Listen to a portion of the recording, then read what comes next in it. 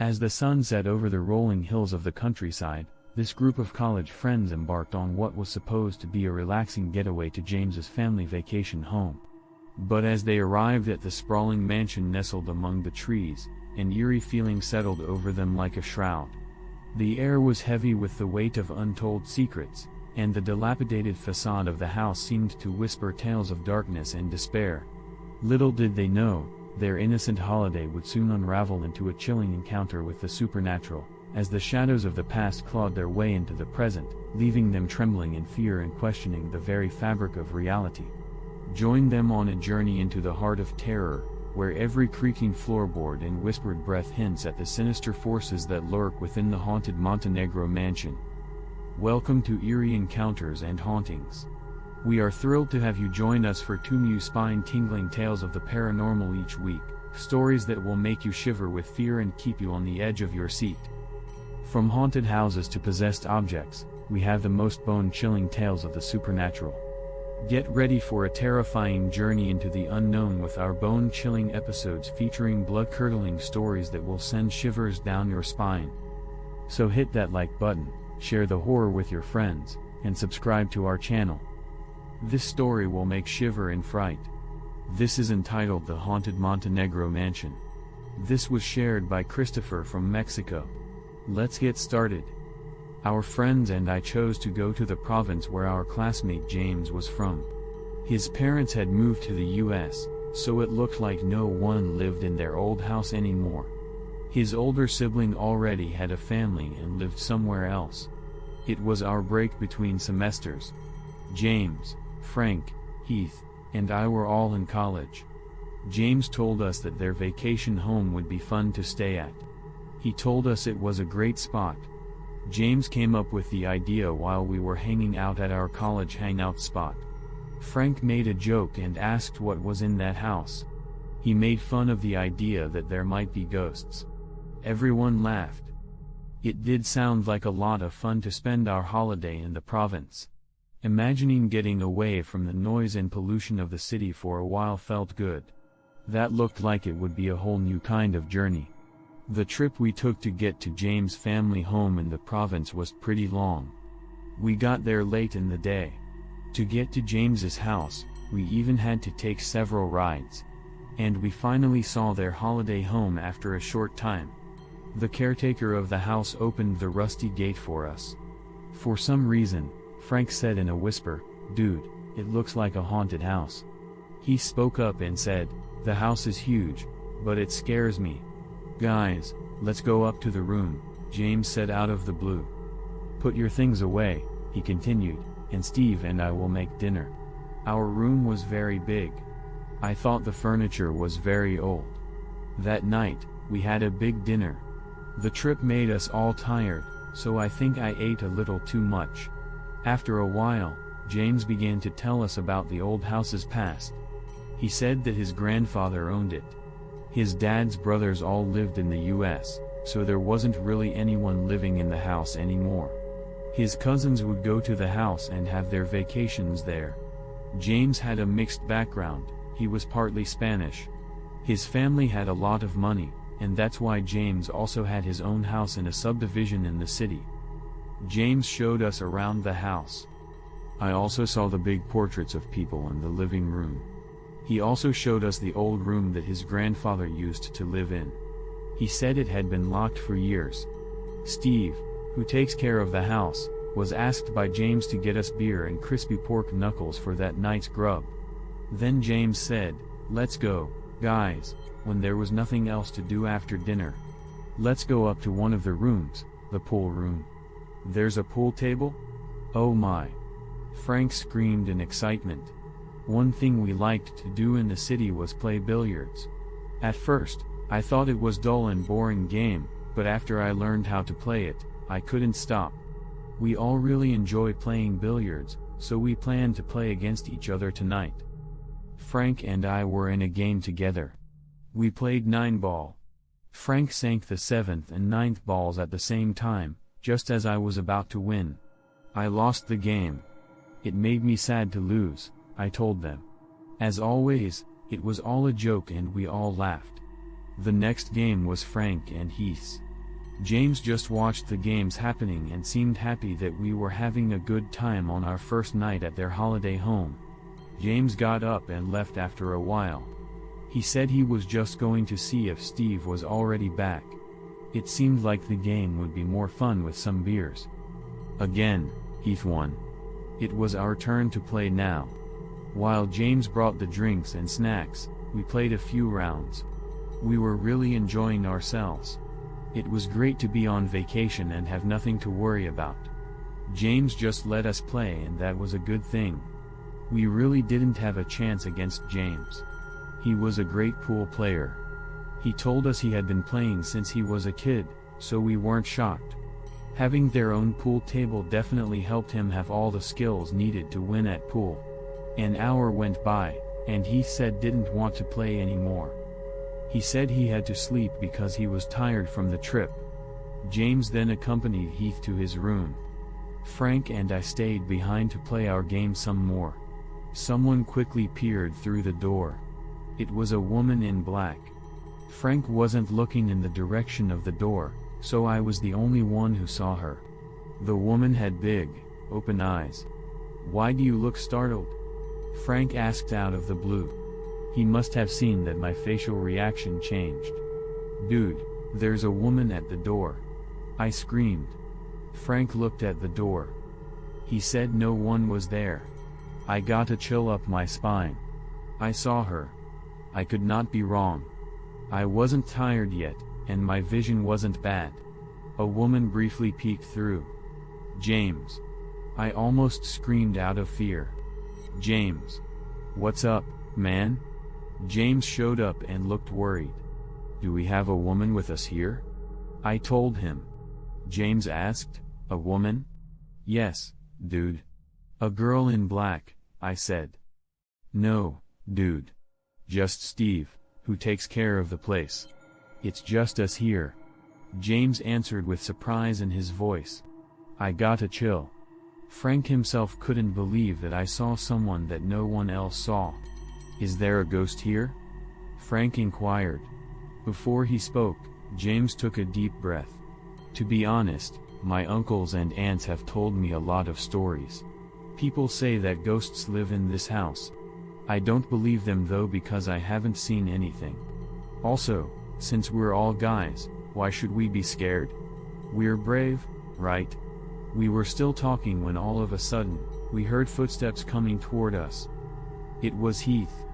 He had just woken up from a deep sleep and looked lost. Everyone looked at him. "Hey, guys. What happened to the guests?"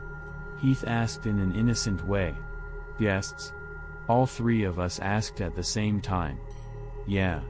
Isn't there a celebration?" That's why I got up. The room was already lit up. There was a beautiful woman there when I opened my eyes. After following her, I stood up. "The people then began to leave?" Heath asked in a good way. As we sat around in the large living room, I thought about the secrets that surrounded the old house like fog on a night without the moon. When James casually laughed off the ghost sightings, it didn't help to ease the heavy feeling of unease that came over me.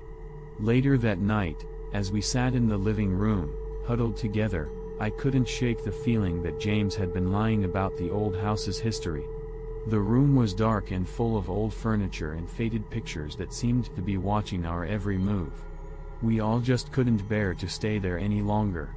We left early the next morning to go back to the city. As we drove back to the city, I couldn't get rid of the feeling that we had only begun to explore the old house's mysteries. We were getting farther away from that haunted house, and I couldn't help but wonder what other secrets were out there waiting to be found. As a result, I chose to do some research, feeling both interested and scared. When I got to the city, I chose to learn more about the house's history. What I found was a dark and sad story. People say that the house used to belong to a wealthy family called the Montenegros a long time ago. They were known for throwing lavish parties and living a fancy life, but when their money started to run out, they did desperate things to keep it. There were whispers that forbidden occult rites were being performed in the deepest parts of the mansion. The Montenegros tried to use ancient texts and mysterious objects that had been passed down from generation to generation to bring back their wealth. The Montenegros were sneaky and dishonest to get locals to follow them, and the family would lead them to their horrible deaths. They would throw big parties and feasts and invite the locals, who didn't know what was going on, to join in. After the party was over, the guests would be taken to a secret room under the house, where they would be sacrificed to the evil forces that the Montenegros were trying to please. People in the village thought that the blood of these innocent people was a powerful sacrifice that make the dark practices of the Montenegros work. The Montenegro family had no idea that what they were doing would have terrible result, letting spirits into the house that would haunt it for generations to come. I couldn't help but get a chill as I learned more. Would it be possible that the woman in black and the ghostly guests were the souls of people who had died in the house's dark past? He saw the ghostly party and I saw the woman in black. Did they have anything to do with the sacrifices the Montenegros made all those years ago? I chose to go back to the old house and maybe look around to see if I could learn some more. It was scary, but I felt like I needed to learn even more. Upon arriving, I went back inside and tried to have a feel of the area. I embraced the darkness while trying to imagine all of the things that I had learned about what had happened in that house. I stood there frozen with fear as the woman in black spoke. Her voice was a creepy whisper that sent chills up my spine. She talked about old rituals and secrets that were not to be shared, as well as sacrifices that were done for power and wealth. As her ghostly fingers reached out to touch me, I knew she was after more than just revenge. Because the woman in black wanted something much darker and more evil, a way for her restless spirit to escape and for her evil power to be unleashed on the world again. As I looked into the abyss of her empty eyes, I knew with a sinking heart that I was the key to the horrors that were hidden in the old house. With a scream of fear, I turned to run away from the darkness that was about to swallow me whole. I stumbled backwards, but my foot caught on a loose floorboard. I fell to the ground with a loud thud. Everything went dark for a moment, and I thought the woman in black had taken me as her own. I remember struggling to get to my feet after coming to, but I knew I was still alive, even though I was hurt and shaking. I jumped to my feet and ran out of the room, feeling like I needed to get away from the woman's creepy laughter right away. As I ran through the dark, I was determined to get out of the haunted house before it was too late. I knew I had just barely avoided the horrors that lived inside the old house as I stumbled out into the cool night air, gasping for air and shaking with fear. But when I looked back at the grand front of the Montenegro estate, I couldn't get rid of the thought that the woman in black was still watching from the shadows. Her evil eyes were fixed on me with a hunger that made my bones chill. It was like she was waiting for someone new to take, someone else who wouldn't be expecting to be caught in her web of sadness and darkness. The fear stayed with me like a ghost following my every move. In the days that followed, our group kept having strange things happen. Frank pulled away from everyone, and his once happy face turned into a haunted look that made my spine tingle. He became more and more obsessed with the mansion's dark history, which made things worse between us as he dug deeper into the secrets that lay hidden behind its crumbling exterior. And James, he seemed surprisingly unmoved by what had happened. He laughed off our fears with a shrug and a smile that didn't quite reach his eyes. But no matter how hard we tried to forget about what happened, the memory of the woman in black and the ghostly figures that roamed the mansion's rooms kept coming back to haunt us, like a ghost just beyond the edge of our vision. Finally, one night, while I was awake in bed, I couldn't get rid of the uneasy feeling that was eating away at my soul. I heard a faint whisper coming from outside my window.